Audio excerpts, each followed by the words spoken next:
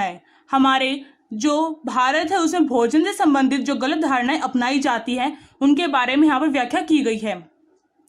Friends, पूछ लिया जाता है भोजन से संबंधित गलत धारणाएं कौन कौन सी हैं, तो इसमें हमें ये सारी लिखनी है।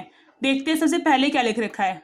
नाश्ता ज़्यादा न लें। फ्रेंड्स, जो भारत में ऐसा माना जाता है, बहुत लोग ऐसा मानते हैं कि नाश्ता जो हम सुबह सुबह जो ब्रेकफास्ट खाते हैं, नाश्ता जो खाते हैं लेते हैं, वह ज़्यादा ना खाना चाहिए, ये कहा जाता है, जिससे कि हमारा वजन बढ़ जाएगा। ये एक गलत धारणा है, बल्कि हमें नाश्ता अपना ज़्यादा लेना चाहिए, क्योंकि हम पूरे दिन काम करते हैं जिससे हमें थकावट महसूस होती है। अगर हम नाश्ता सही से नहीं करेंगे तो हमारे पूरे दिन का जो काम है हम वह नहीं कर सकेंगे, हम अपना जो दैनिक कार्य होता है उसे कंप्लीट नहीं कर सकेंगे। इसके लिए हमें जो नाश्ता है वह ज़्यादा लेना चाहिए। ये एक गलत धारणा है कि हमें नाश्ता ज़्यादा नहीं लेना चाहिए। ठीक है फ्रेंड्स, नेक्स्ट है बार बार नहीं खाना चाहिए। फ्रेंड्स, देखिए यहाँ पर लिख रखा है कि बार बार नहीं खाना चाहिए, पर असल में क्या होता है, हमें थोड़े थोड़े अंतराल पर खाना खाना चाहिए। एक बार सारा का सारा खाना नहीं खाना चाहिए।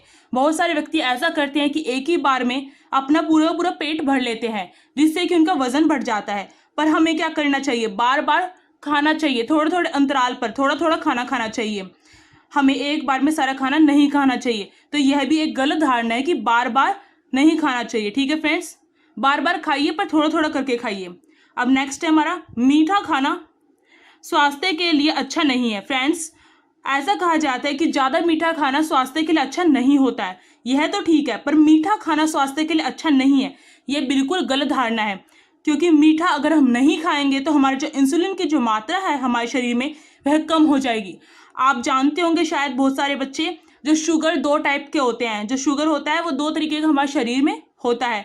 एक तो जब शुगर का जो लेवल है वह ज़्यादा होता है तो हमें इंसुलिन का जो लेवल है अगर ज़्यादा हो तो शुगर हो जाता है। अगर इंसुलिन का लेवल कम हो जाता है हमारे शरीर में तब भी शुगर होता है, और उस समय पे इंसुलिन के इंजेक्शन दिए जाते हैं उस व्यक्ति को जिस व्यक्ति के अंदर इंसुलिन की मात्रा कम हो जाती है। इसके लिए फ्रेंड हमें मीठा खाना चाहिए, पर इसमें लिख रखा है कि मीठा खाना स्वास्थ्य के लिए अच्छा नहीं है।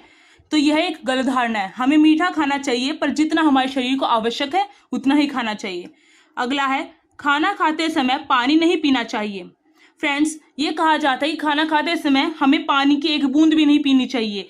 इस धारणा से तो यही समझ में आता है, पर फ्रेंड्स ये बिल्कुल गलत धारणा है, क्योंकि हमें खाना खाते समय बहुत सारे जो हमारे विशेषज्ञ हैं वह बताते हैं हमें खाना खाते समय पानी पी लेना चाहिए। जब हम जैसे कि कोई व्यक्ति 2 रोटी खाता है तो उसे 1 रोटी खाने के बाद वो पानी पी सकता है, यानी खाने के बीच में वह पानी पी सकता है, पर खाने के एंड में जो अंत में वह पानी नहीं पीना चाहिए, यह एक धारणा है। और जो खाना खाने से पहले पानी नहीं पीना चाहिए, क्योंकि अगर हम खाना खाएंगे तो वह जाके पेट में फूल जाएगा। पर जो अगर हम खाने के बीच में पानी पीते हैं वह हमारे लिए अमृत के समान होता है। ठीक है फ्रेंड्स, तो यह धारणा भी गलत दी गई है।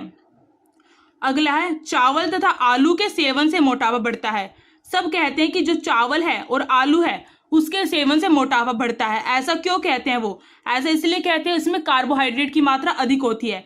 पर यह भी एक गलत धारणा है, क्योंकि फ्रेंड्स चावल और आलू खाने से हमें कार्बोहाइड्रेट प्राप्त होता है। अगर हम इसका सेवन बिल्कुल बंद कर देंगे तो जो हमारे शरीर में कार्बोहाइड्रेट की मात्रा कम हो जाएगी, जिससे कि हमारा जो शरीर है वह दुबला पतला दिखाई देगा और अत्यधिक कमजोर हो जाएगा। फ्रेंड्स, कहते हैं कि जब किसी को कमजोरी महसूस होती है तो उसे एक आलू उबाल के खा लेना चाहिए। यह भी एक धारणा है, आलू उबाल के खा लेना चाहिए जिससे उसे एकदम से एनर्जी प्राप्त होती है।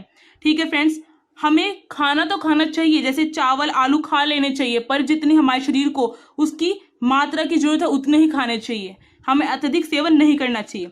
अगर हम बिल्कुल भी सेवन नहीं करेंगे तो हमारे शरीर में कार्बोहाइड्रेट की मात्रा कम हो जाएगी। इसके लिए जो यह धारणा यह भी गलत है। ठीक है फ्रेंड्स,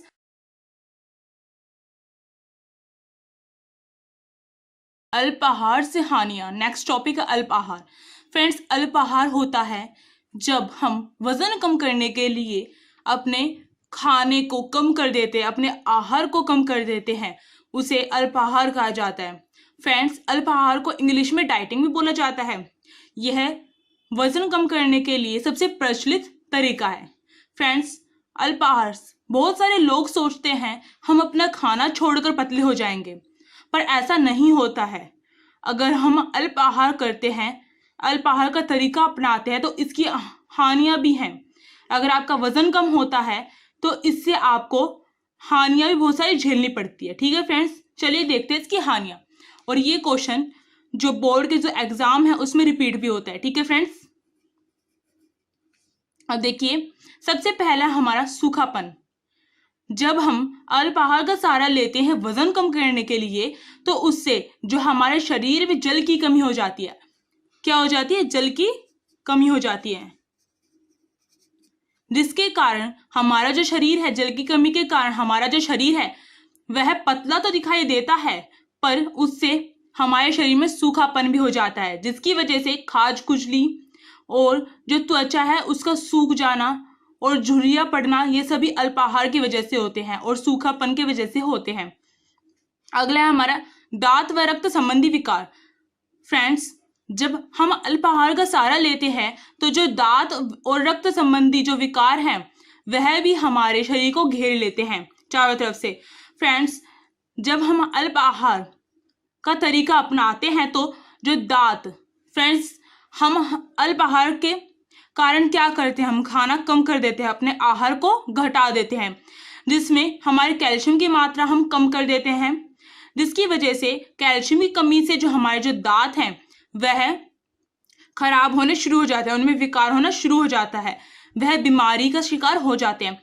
और जो रक्त संबंधी विकार, विटामिन के की कमी से जब हम भोजन कम करते हैं तो उसमें जो हमारे खनिज, विटामिन और जो कैल्शियम वगैरह होते हैं, खनिज होते हैं, वो सारे कम मात्रा में लिए जाते हैं, जिसकी वजह से हमारे शरीर में उनकी कमी हो जाती है और जो उनके जो रोग हैं वो हमें सहने पड़ते हैं।